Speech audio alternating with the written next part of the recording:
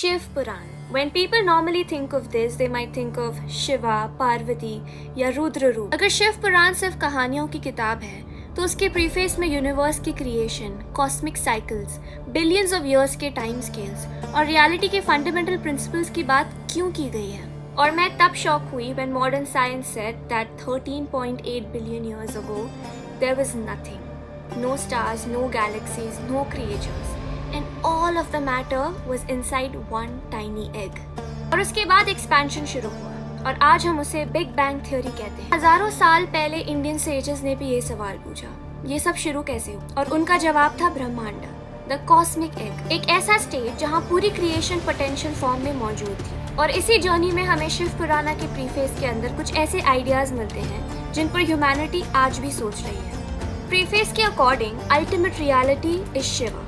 लेकिन यहाँ शिवा को सिर्फ एक डेटी के रूप में नहीं बताया गया है. यहाँ शिवा एक इटर्नल प्रिंसिपल है, एक ऐसी रियलिटी जो फॉर्म से परे है, जो बिगिनिंग और एंड से परे है. और उन्हीं से एक कॉस्मिक शक्ति इमर्ज होती है और वही शक्ति क्रिएशन को मैनिफेस्ट करती है. अब इंटरेस्टिंग बात सुनो. इन्हीं तीन शक्तियों का नाम है सत्वा, रजस और तमस, which means harmony, activity and dissolution. और शिव पुराना इन्हें कॉस्मिक फंक्शंस के रूप में एक्सप्लेन करता है, ब्रह्मा, विष्णु एंड शिवा. रियलिटी एक स्टैटिक ऑब्जेक्ट नहीं है, इट्स बेसिकली अ मोशन. अब आते हैं शिव पुराना के सबसे फैसिनेटिंग कॉन्सेप्ट पर. प्रीफेस के अकॉर्डिंग ब्रह्मा एक कॉस्मिक एग को क्रिएट करते हैं, बट दिस इज इनर्ट. इसमें पोटेंशियल है बट ये अब तक मोशनलेस है. And then to add life to it, it is Vishnu who enters it. Incidentally, Shiva is also called Mahakal, that means the creator of time.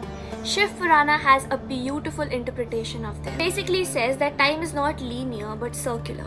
It says that the cycle of creation, preservation, dissolution and recreation keeps on continuing. Interestingly, modern physics में scientists cycle universe या big bounce जैसे ideas explore करते हैं. तो आप next time जब शिव पुराना का नाम सुनो, don't just think of it as a mythology. उसका प्रीफेस ही कुछ extraordinary questions raise करता है, जैसे रियलिटी क्या है, यूनिवर्स का ओरिजिन क्या है, टाइम लीनियर है या साइक्लिकल है. सबसे इम्पोर्टेंट क्वेश्चन, क्या एंशियंट ऋषि साइंस कर रहे थे?